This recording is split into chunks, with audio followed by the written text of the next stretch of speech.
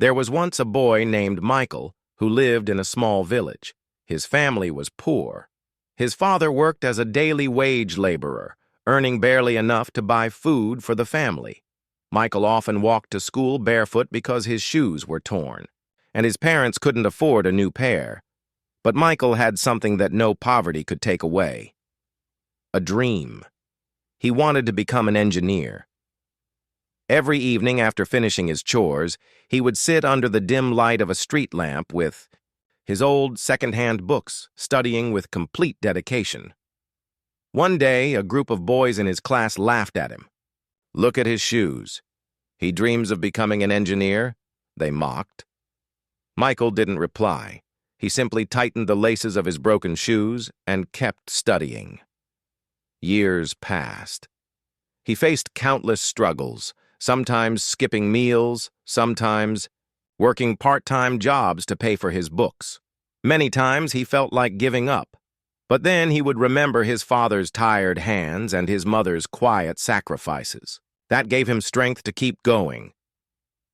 One stormy night, Michael almost gave up. He thought, maybe dreams are not meant for people like me. But then he saw his father returning home, completely drenched, carrying a heavy sack on his back. His father smiled despite the pain. That night, Michael promised himself, "I will succeed not just for me, but for them." Finally, after years of hard work, he got a scholarship to a big university.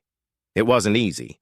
He was surrounded by students from rich families, wearing branded clothes and using expensive gadgets. But Michael had something more valuable: hunger for success. He studied day and night, worked on projects, and slowly built a name for himself. Years later, Michael graduated with top honors. He received a job offer from one of the biggest companies in the country.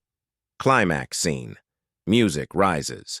The same boy who once walked to school barefoot was now walking into his office in a crisp suit with polished shoes. But Michael didn't stop there. He remembered his roots.